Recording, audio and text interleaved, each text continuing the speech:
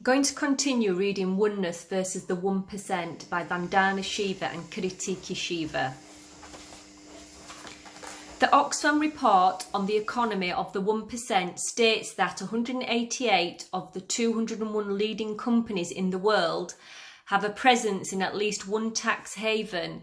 9 out of 10 World Economic Forum (WEF) corporate partners have a presence in at least one tax haven, and it is estimated that tax dodgers by multinational corporations cost developing countries at least $100 billion every year. A global network of tax havens further enables the richest individuals to hide $7.6 trillion. If tax were paid on the income that this wealth generates, an extra $190 billion would be available to governments every year.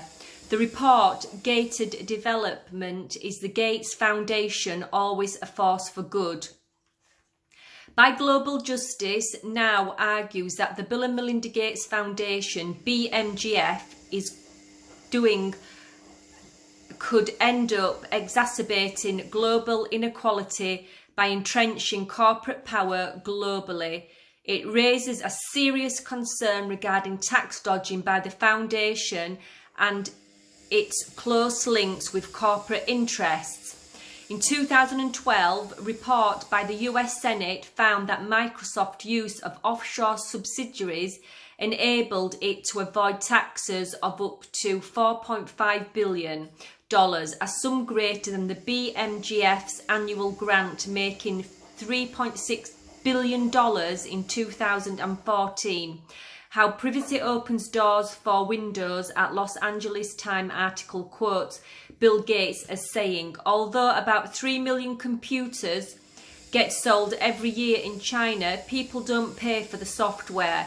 Someday they will though, and as long as they're going to steal it, we want them to steal ours. They'll get sort of addicted and then we'll somehow figure out how to collect sometime in the next decade. Gates' payment portal are here to collect. The war on cash is a war unleashed by those who will earn huge profits by making cash illegal. These include the Better Than Cash Alliance, Gates Foundation, Microsoft, Omidyar Network, eBay, Dell Foundation, MasterCard, Visa and MetLife Foundation. Like the Green Revolution, the digital revolution was conceived in the US and launched by a partnership between global business, robber barons and the US government. The Green Revolution, based on oil, was pushed by the Rockefeller Foundation. The digital revolution, based on bytes, has been pushed by Bill Gates. Neither was a sovereign choice made by India. While both chemical farming, then the digital payments now were and are presented as the next step in technology progress chosen by people, both are in fact a result of coercion and intense lobbying.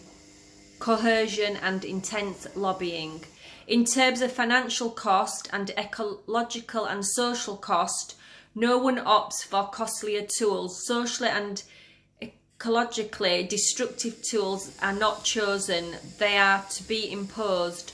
On the 14th of October 2016, just 4 weeks before demonetization in India, USAID had announced the establishment of Catalyst Inclusive Cashless Payment Partnership in collaboration with India's Ministry of Finance, and the goal of effecting a quantum leap in cashless payments in India.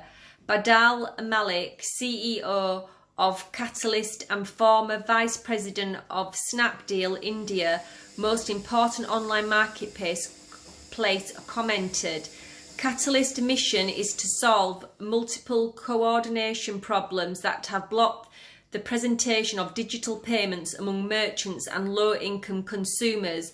We look forward to creating a substantial and replicable model. While there has been a coherent push for digital payments by government, there is still a last mile gap when it comes to to merchant acceptance and coordination issues. We to bring a holistic ecological system approach to these problems. A January 2016 US Aid commissioned study titled Beyond Cash States. And these are the top 30 companies with the most money held offshore. I'll just show you a graph.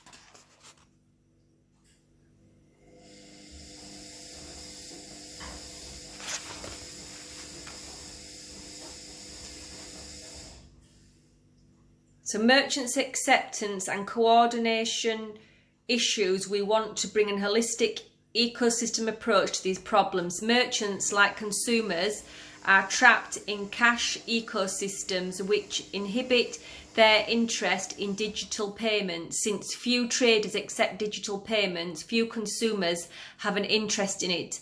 And since few consumers use it, few traders have an interest in it. Given that banks and payment providers charge a fee for equipment to use or even just try out digital payments, a strong external impulse is needed to achieve a level of card penetration that would create mutual interest of both sides in digital payment options. Jonathan Adelson, USAID Mission Director to India, said India is at the foremost of global efforts to digitalise economies and create new economic opportunities that extend to hard-to-reach populations. Catalysts will support these efforts by focusing on the challenge of making everyday purchases cashless. As India floundered in the catastrophic rush to force the country into digital economy overnight, it became important to pause and reflect on what the digital economy did, who controls the platforms and lines, as well some basic concepts about money and technology which have moulded our lives and our freedoms based on patented systems. Short-term pain for long-term gain became the Prime Minister's slogan for the dictated transition to a digital economy, but the pain was not short-term and the gain has been illusionary. As we know now, in order to assess the long-term gain, we need to ask basic questions like long-term gain for whom, by what means, to what end. Two sets of means, money and technology, come together in what has been declared the real reason for demonetisation, a push towards a digital economy. In the process, means have been elevated to human ends. Why else is every government department directing its energy into making Indians digitally literate? Imposing the digital economy through a cash ban is a form of technological dictatorship. Economic diversity and technological pluralism are India's strength. It is a hard cash that insulated India from the global market drive into the red in 2008. The currency notes we exchange state, I promise to pay the bearer the sum of, and the promise is made by the Governor of the Reserve Bank of India. On the promise and trust rates, an entire economy from the local to the national level, at the very least, the demonetisation circus of 2016-17 busted the trust of the Indian economy and inflicted grievous injury on hundreds and thousands of poor people in the informal, non-digitalised economy. In a cash economy, when the exchange 100 rupees even 100 times, it remains 100 rupees. In the digital world, those who control the exchange through digital and financial networks make money at every step of the 100 exchanges. That is how the digital economy has created the billionaire class of the 1%, which control the economy of the 100%. Real money reflecting real work, circulate in a circular economy. Digital money is extracted to a global financial system, and its rupees, the law of return of which the circular economy works. Gates was preparing for demonetisation before it was undemocratically forced on all Indians in November 2016.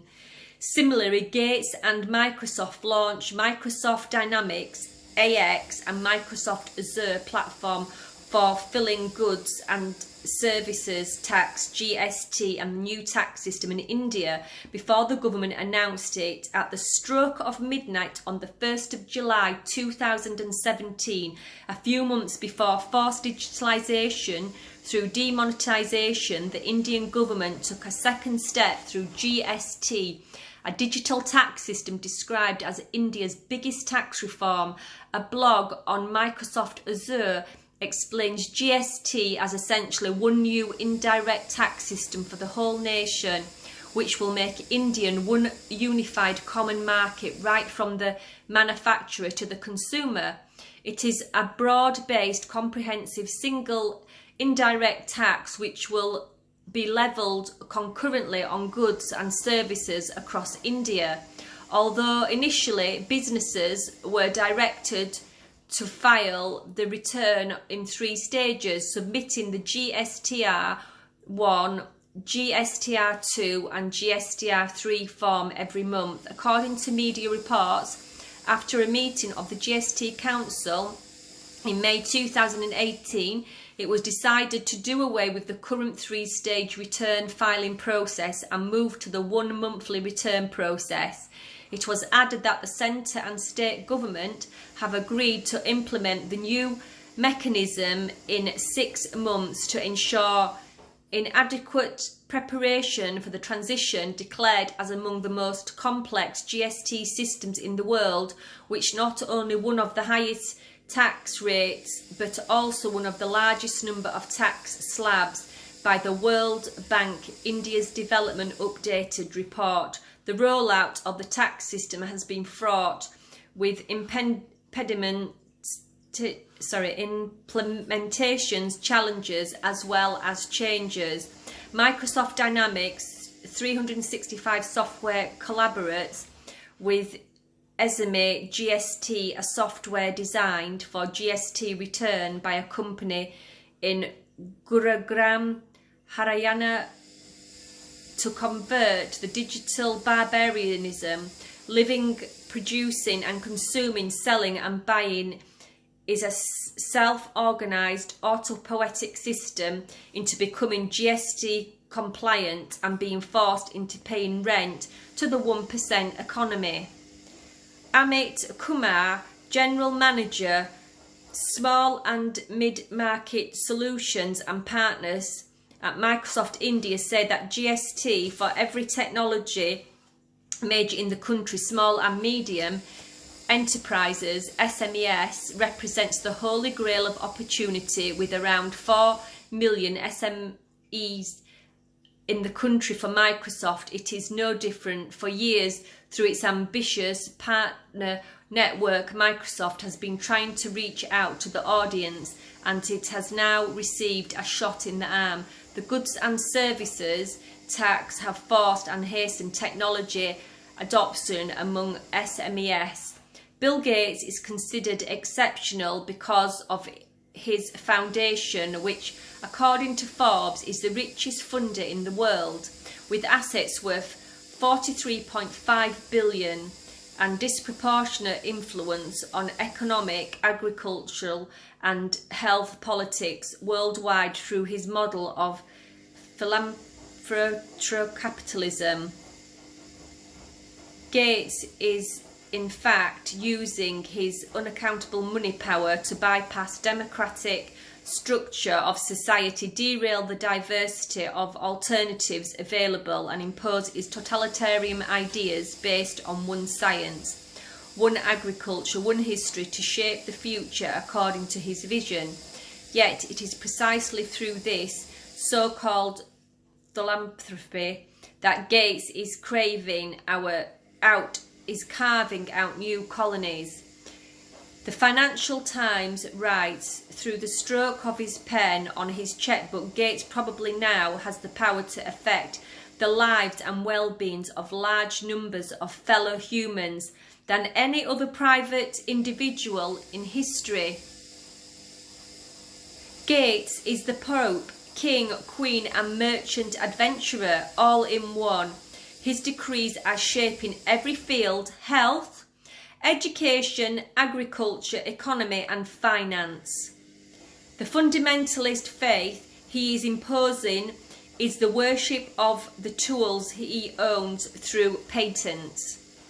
On a planet with 30 million species and 7 billion humans, one man determining the future of Earth and humanity is a dangerous idea.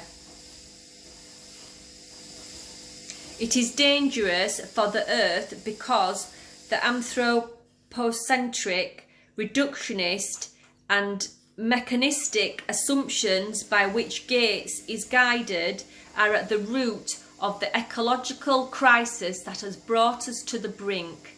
It is dangerous for society because it discounts the contribution of women, indigenous people and small farmers to knowledge systems and food systems. It's dangerous for the economy because it is blind to the diversity of economies that sustain people's lives and allow them to take care of the earth and of each other. It defines the economy of the 1% as the only economy, thus implying that economic exclusions of the 99% it is dangerous for democracy because people should be involved in making the decisions that shape their lives and their futures. One rich man deciding what we will grow and eat, how we will heal ourselves, what we will learn and what we will think is a dictatorship, not a democracy. The Global Justice Now report cited earlier argues that what the BMGF is doing could end up exacerbating global inequality and entrenching corporate power not only in the foundation profiting from numerous investments in a series of controversial companies which contribute to economics and social injustice, it is also actively supporting many of those companies, including DuPont and Bayer, through a variety of pro-corporate initiatives around the world. The BMFG funds projects in which agriculture and pharmaceutical corporations are among the leading beneficiaries and often invest in the very same companies it is funding. It has an interest in the ongoing profitability of these corporations. The Global Justice Now report described this as a corporate merry-go-round where the MGF consistently act in the interest of corporations and cities following in support of its claims. Sue Desmond-Hellman, BMGF CEO, spent 14 years at Genentech, a leading health biotechnology company, and was subsequently Chancellor of the University of California at San Francisco, where she supported the creation of research partnership with industries leaders such as Pfizer and Bayer. Lee Morgan, Chief Operating Officer, COO at BMGF, previously worked at GlaxoSmithKline and Genentech. Emilio Emini joined GMFG in 2015 as Director of HIV Programs from a position as Chief Scientific Officer and Senior Vice President of Vaccine Research and Development at Pfizer. While at Pfizer, he was already a Senior Advisor to the Gates Foundation HIV team.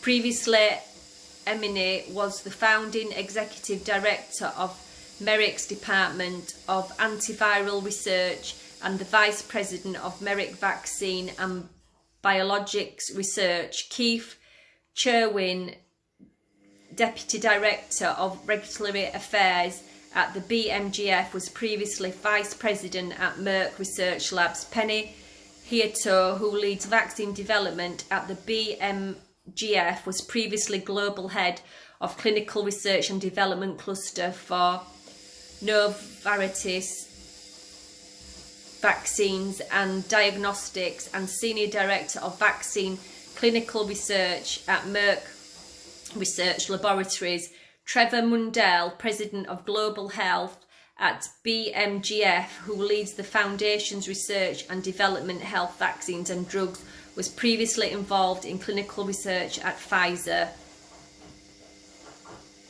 So I'm going to leave it there for now.